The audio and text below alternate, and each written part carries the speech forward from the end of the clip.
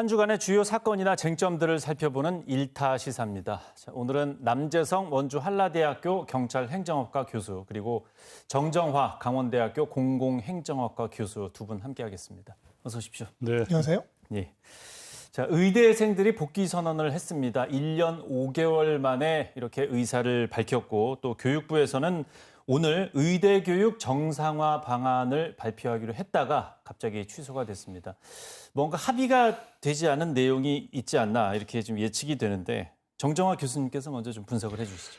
아마 그 40개 의대 총장 협의회에서 교육부랑 같이 이 정상화 방안에서 협의를 했는데 교육부에서 도저히 받아들이기 어려운 제안을 했던 것 같아요. 두 가지인데 하나는 네. 지금 대학이 졸업을 2월달, 8월달 두 번씩 하잖아요. 네. 거기서 이번에 본과 3학년, 4학년에 대해서는 졸업식을 5월달로 하자는 거예요. 이건 학사 일정을 근본적으로 뒤틀은 거거든요. 또 하나는 이번 그래서 5월달에 졸업한 학생들은 인턴이 우리가 1년 하게 돼 있습니다. 이걸 6개월로 단축해 달라는 거예요.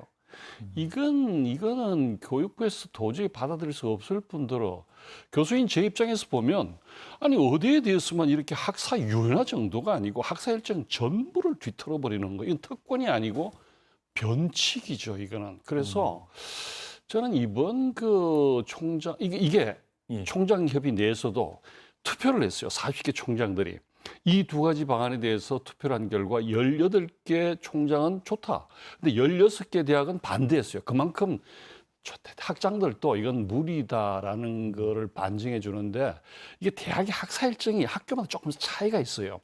국가 그 의사 시험을 보려면 그 병원 임상 실습이 주당 36시간 이상 총 52주에 되는데 학교마다로 이게 좀 일정이 다르기 때문에 어떤 학교는 2월 달에 졸업하고 어떤 대학은 8월 달에 졸업하는 거예요. 똑같이 복학해도.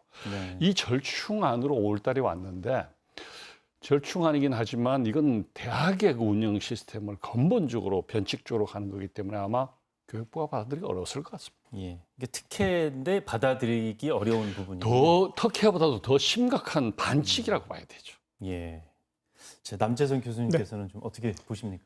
뭐 결론적으로 정부나 교육 당국이 강한 좀 부담감을 느끼지 않았나라고 보여집니다. 사실은 오늘 발표를 하기로 했다가 갑작스럽게 연기를 했거든요. 그 과정의 내용들을 보면 교육부와 대학 간에 어느 정도는 절충이 이루어졌는데 사실은 제가 보는 가장 중요한 이유는 지금 현재 국민청원, 반대하는 국민청원이 6만 명을 돌파했고 반대 여론이 대단히 강하게 부각이 되고 있습니다. 정권 초기에 사실은 불필요한 잡음을 좀 만들고 싶지 않은 그런 정부 차원의 의견 또 견해도 많이 반영된 걸로 보여지고 있는데요. 사실은 어쨌든 과거보다는 대단히 진일보한 논의들이 이루어지고 있기 때문에 이 의대생들의 복귀는 사실은 좀 가시화되고 있는 것이 현재의 상황이라고 보여지고 있고요. 또 하나 의대생들의 복귀가 이루어지게 되면 전공의들의 의료 현장 복귀도 자연스럽게 뒤따를 가능성이 큰데요. 이 전공의들 같은 경우는 이 수련 현장의 여건을 좀 개선하고 또 협의체를 만들어서 논의를 좀 활발하게 해보고 그리고 또 하나가 굉장히 이제 문제가 되는 내용인데요. 이 불가항력적인 의료사고에 대해서는 법적 책임을 경감할 수 있도록 하는 그런 제도적인 장치를 만들어주면 본인들도 복귀하겠다라고 하는 의사를 표명하고 있기 때문에요.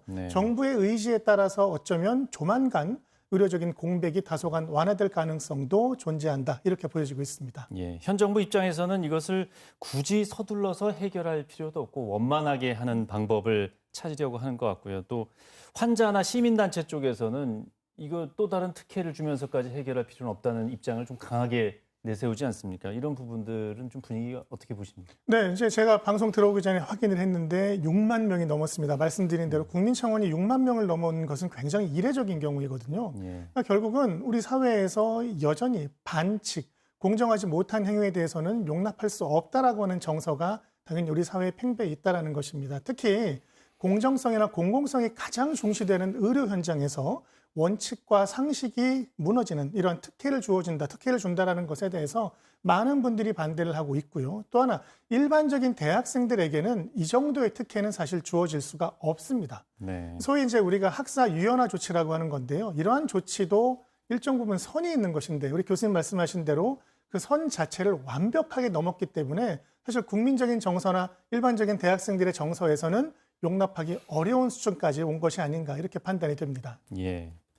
정부에서는 이제 좀 막 서두르거나 하지 않아도 되겠구나 약간 이런 생각도 좀 할 것 같은데 이 부분에 대해서 외부의 분위기에 대해서는 교수님께서는 어떻게 보십니까?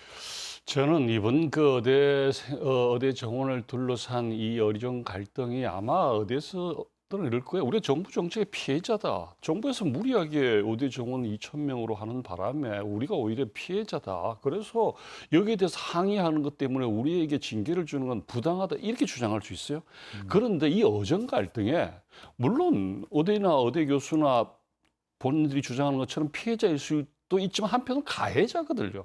국민의 의료에 대해서 얼마나 그동안 우리가 심각한 의료 공백과 갈등이 있었습니까? 여기에 대해서 한마디도 지금 공식적인 사과가 없었어요.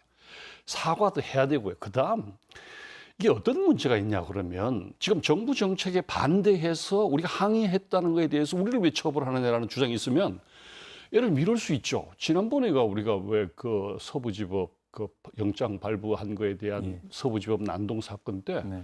아니 부당한 재판에 대해서 우리가 항의를 했는데 내가 왜 처벌을 받아야 되느냐. 이렇게 되면요. 국가 정책에 대한 공권위가 집행력이 급격히 무너질 수 있습니다. 그래서 이런 문제에 대한 저는 윤리의식, 책임감 이런 것들이 와해될 수 있는 그런 위험한 징후다. 저는 이렇게 봅니다.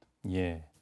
또 학교 분위기는 뭐 서두에 조금 말씀을 해주셨지만 지금 학교도 의대 복귀 선언을 하면서 좀 혼란스러워졌다고 들었습니다. 뭐냐 그러면 지금 이것도 특혜인 것이 의대는 1년제로 운영돼 있는데 지금 복학한 학생들은 1학기만 유급이고 2학기는 정상 복귀예요. 이렇게 되면 뭐냐면 원래는 내년 2월 달에 복학을 해야 되는데 8월 달에 복학을 해주면서 그럼 한 학기 동안 못한 것은 보충 수업으로 떼온다는 거죠. 주말에 한다든가 또는 여름 학기, 계절 학기에 대해서 해야 되기 때문에 학교에서 이걸 준비해야 돼요.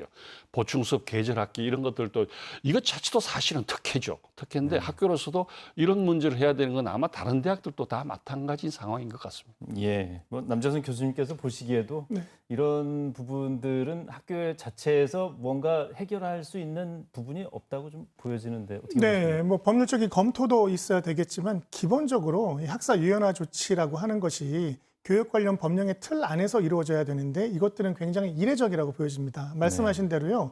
의대 교육 과정은 1년 단위로 이루어지거든요. 그러면 지난 1학기 때 수업에 복귀하지 않았던 학생들은 당연히 1학기는 유급이 되어야 하고 2학기는 수업에 참여할 수 없는 게 원칙입니다. 그런데 2학기에 정상적으로 수업에 참여하도록 하고 말씀하신 대로 야간이나 주말에 보충 수업을 하면 1학기 때 수업을 그대로 인정한 것으로 해주고 그리고 내년도에 1학기에는 정상적으로 그동안 수업에 참여했던 학생들과 마찬가지로 진급을 시켜주겠다는 것이거든요. 네. 이게 기본적인 원칙과 법률적 내용을 위반한 것이기 때문에 법적인 문제도 있을 수 있고 그리고 타 학생에 있어서의 형평성의 문제도 굉장히 심각하게 제기될 수밖에 없는 대단히 중요한 사안이라고 보여집니다. 예, 뭐 어떻게든 정리되나 했는데 좀 그렇지가 않네요, 상황이. 그리고 전공의도 아직 뭐 얘기가 없기 때문에 전공의 복귀까지 가려면은 의정 갈등이나 의료 공백 이 문제가 쉽게 풀릴 것 같지 않습니다. 앞으로 좀 어떻게 전망을 하십니까? 네, 어쨌든 전공의들의 복귀는 의대생들의 수업 복귀와 맞물려서 전개가 될 가능성이 대단히 높다라고 이제 보여지고요. 어찌되었던 과거 정부와는 다르게 이재명 정부에서는 보다 많은 논의가 있을 것임은 분명할 것으로 예상이 됩니다. 근데 아까 말씀하신 대로 진정 어린 반성과 사과는 사실은 의료계에서는 없었다라고 해도 과언이 아니거든요. 그런 반성과 사과가 없는 가운데에서 여전히 본인들의 입장만 강조한다는 것은 대단히 좀 잘못된 태도가 아닌가라고 보여지고요. 제가 꼭 하나 말씀드리고 싶은 건 많은 환자 단체에서 필수 의료 공백 방지법 제정이 필요하다라는 논의들을 많이 얘기를 했습니다. 그러니까 지금 현재에도 절대 의료적인 공백이 있어서는 안 되는 중증 환자들이 많이 있습니다. 이런 분들에 대한 의료적인 공백이 발생하지 않도록 법 제도적인 개정 또 그런 후속 작업들도 반드시 필요하다라고 생각을 합니다. 예. 네, 오늘 말씀은 여기서 좀 마치도록 하겠습니다. 오늘 두 분 말씀 잘 들었습니다.